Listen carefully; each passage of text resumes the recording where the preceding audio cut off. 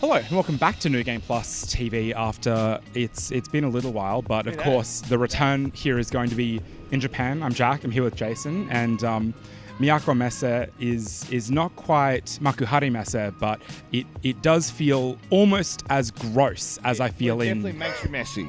Yes. Right, that's what it's so sticky and hot. The humidity's actually not too bad today. Every other day, The breeze helps. the breeze does help, and every other day so far it's been 80+%. Today it's in its 60s, so it's still 34 degrees.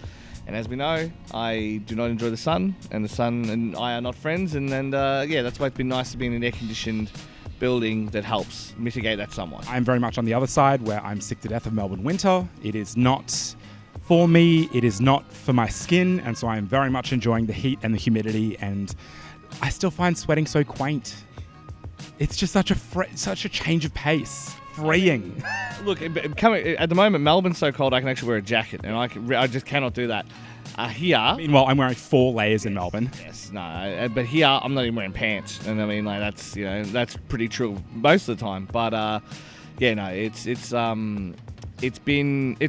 love being here, but I'd much rather be here in January, February when it's 2 degrees. Could not say the same. I mean, January, February, any time of year is a good time of year in Japan. But the reason why we are here at this time of the year, and particularly in Kyoto, is because of Bitsummit, which is happening behind us at Miyako Messe.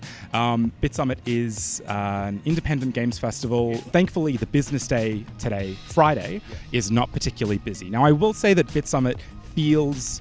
Well, I walked into what used to be all of Bitsummit, the downstairs area, and said, wow, this is empty. The reason is upstairs now exists, and it is much bigger. Chock-a-block. And that was, so downstairs had a lot of the, I would say, the industry side. There was like merch booths, there was food booths in there, which is the first. Red Bulls, like people like that. Upstairs, there was PlayStation, Nintendo, Cygames, Arc System Works, Spike Chunsoft, all these bigger local publishers, and then a lot of the kind of small and medium-sized publishers, and then just a lot of devs. So that was the true kind of, I would say, dev show floor. And there's lots of great stuff up there, like between, the stuff on that first floor, like the silly stuff made with weird controllers and stuff, right through to these really hyper-polished, probably 2 months out from launch kind of indie games. It's just got a really great mix. And that's probably one thing I like about Japan. And Melbourne's got it too. It doesn't necessarily limit the creativity of whomever is there. So if you've got a game that's just there to be experienced, something fun, something whatever, it's not necessarily about shipping a commercial product. It's about having these cool, fun experiences that video games can do. And that's what kind of indie games are about. And the Japanese love that kind of stuff. They love their cottage industries. Yeah, it revels definitely in that sort of like, you can just be weird for the sake of weird. And I think that this conference convention event is a very good complement to Free Play, which happened fairly recently in Melbourne and was so far removed, I felt, from the commercial aspects of the game's business, I suppose. It was kind of refreshing because the game's business is in a bit of a dire spot at the moment, I think it's fair to say. Especially like but, the indie scene, but I think what's interesting is that this event touts itself as an independent games festival when some of the publishers you listed, Sony, Microsoft, Nintendo, are here. It's, not quite as like grassroots, I guess, is what you think when you hear independent games. But I think that the increased focus, there is far more focus on smaller games than there is on the big publishers. Yeah, that's true. And I guess that is the thing. It spans the spectrum of what you would consider aesthetically an indie game as opposed to what is technically an indie game. And that is the thing. It does cover that wide spectrum. Whereas, in when you do packs and stuff, it's like, here are these ones that are usually picked for an aesthetic. They're usually, either run by a publisher or they've got a publisher behind them. There's very rarely is it just like a self-published, title, blah, blah. And so, I don't know. I think it's a good spread across the spectrum. And it is a good chance to, a lot of familiar faces for us, both Japanese and Australian, who we know, who've seen do previous games and stuff like that. And it's just interesting to see what they're on to next. Like, we'll play their old game, they'll see what they're doing now. Well, on that note, I came across Hipster Whale, who are well known for Crossy Road. Crossy Road is either coming up or has recently come up to 10 years, which is kind of terrifying to think about. And so Crossy Road Castle, they have on show here at Bitsummit. They have a console version, which is, an interesting jump to make. I think that within the context of Australia's game development sector revitalization, independent games on console and PC were part of it, but I think mobile was also a huge part of it because mobile platforms came into existence around the time of the GFC in the way that they exist now.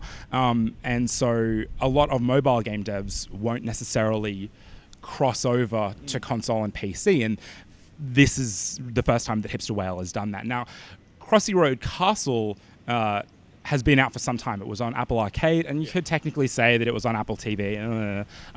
But they are releasing the game on PS5, Xbox, Switch.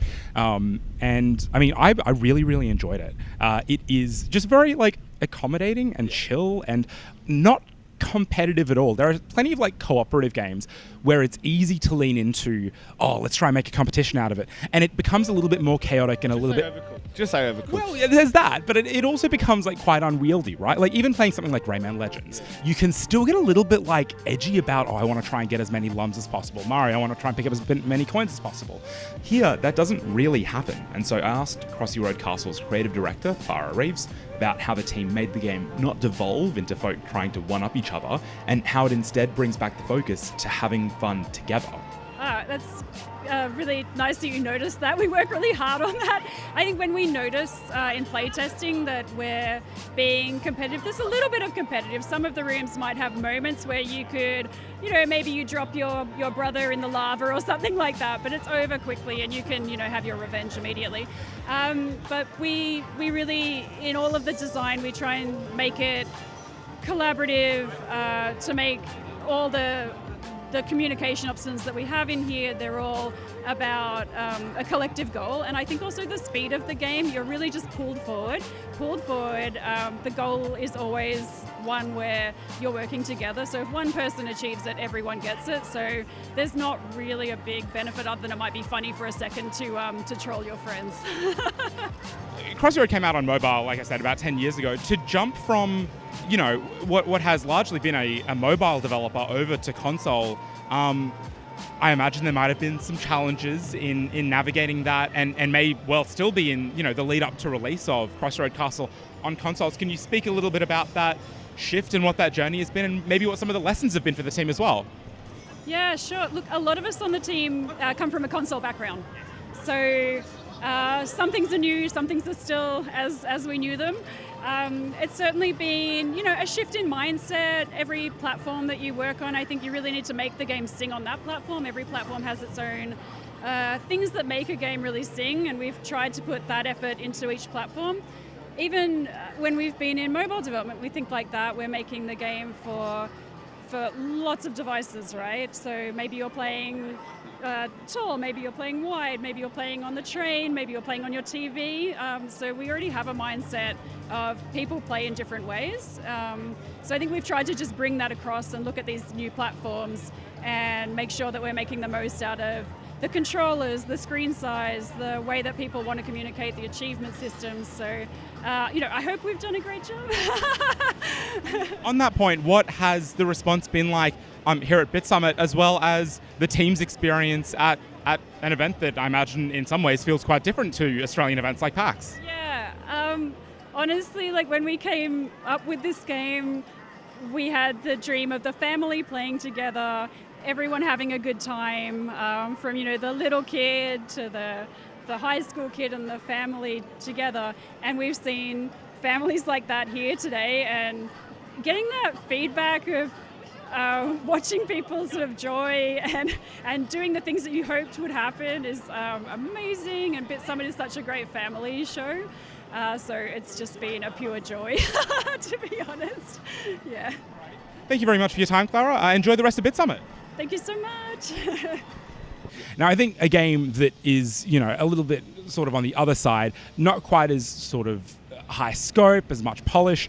We played a barcode shooter. I was just about to say, and then on the other side, you have BARC, and barcode is literally, you have actual retail scanners, and the game prints out, here's the drone, you've got to fulfill the order from the drone. So you print out this thing, scan the barcode to activate the drone, then you scan the barcodes on screen, it sends the items and it sends them off. And then, so it's a really interesting use of those controls, what is effectively a light gun shooter, but using a barcode scanner instead. And it just goes to show you, it is that thing of, the modern way that computers interface with everything really helps remove any of those kind of things that were stifling creativity in the old days, whether it was technical limitations, whatever it was. Nowadays, they're much less of a problem than they once were. I think more so. I looked at it and I was like, how have I never seen this before? Because you think about it and you're like, what is the barcode scanner doing that's like revolutionary and incredible? It's literally just sending a number to the computer. That's all barcode scanners are. And so I'm like, how has no one just made a light gun game with a barcode scanner? Like, that's fucking awesome. Yeah, and it taps into it's got that overcooked competitive nature. It was a 2-player cooperative mode and stuff, and it was like, I didn't feel it was competitive. Like, I didn't think that it's cooperative, but I wasn't like trying to get more points than you. I was just trying to we were both trying to do as much as possible. Yeah, trying to get more points. Like same with Overcooked, right? So it's like that's where that tension comes, because if someone doesn't do something right and you miss out on points, it's like, if you just done the thing I told you, and that's where Overcooked builds its fun. Silly, just and the cartridge jostle game or the hitting game. What was that one? BearRunner. So basically, it's a fake speedrun game, and you're just trying to break the cartridge. So you're tapping the button, and that technically acts as like a hack button, and you're just skipping ahead, blah, blah, blah. And so you can't do it too much, or the game freezes, which means you've lost, and you can't. But you're still prone to the same pitfalls that you would expect out of the normal game. So it's you've still got to do it so that anything that's going to hit you, got to glitch through it. But you can't glitch too much, so you've got to time your presses, your button presses, but then you've got to do it fast enough that it's... So, again, all these kind of silly things that you look at well, that's dumb, but it's the fun kind of dumb. It's the, hey, this is something silly, and I'm glad someone's having fun with this. Sometimes that's just what you want. They're also perfect for an event like this. It's not necessarily something that you would play at home all the time, and I don't even know that I would say that they're party games really in that way, but I think that speaks to Bitsummit doing its own thing. I mean, along one side of the downstairs exhibition hall is just a bunch of Game Jam games. So there must have been a Game Jam in the lead up to Bitsummit. And so there's something I would say 20 or 30 games maybe, that are just small, basic, relatively. I mean, they're Game Jam games. And so they're not games that you would sink a whole lot of time into at home, but you're kind of just happy to be there, and all of the devs are happy to be there. And I think that positivity and that that energy that I get from events like Bitsummit has that in every single possible way. And it's similar way we do events. One of our classics is bringing out 1-2 Switch. One of our classics is making people milk cows, all that kind of stuff. And it's because it's fun and it's dumb, and you wouldn't play it at home. You wouldn't play with your friends. It's less fun. But sometimes those games, there's no place for them in you actually playing games. But when it's a spectacle, when it's the carnival sideshow, different conversation. So this is, as I mentioned earlier, the business day of Bitsummit. There are 2 more days. They are consumer days. The business day is really for media. That's why we're here, as well as business folks, so developers to meet publishers and marketing folk and all of that. Yeah, so a lot of those meetings that meet to match, love meet to match, all of those are happening today, whereas punters can come by and buy a ticket tomorrow and on Sunday. So there's going to be more here at Bitsummit in Kyoto, and there's going to be more from us in Japan generally, because I'm heading back to Tokyo on Monday, as I believe you are. And so you'll see more from us coming out of New Game Plus in Japan again. How many times have we been here now? Too many. Don't worry about it. Have you kept count? I'm up to 17, but that's okay. 17? Don't worry about it. Don't count it.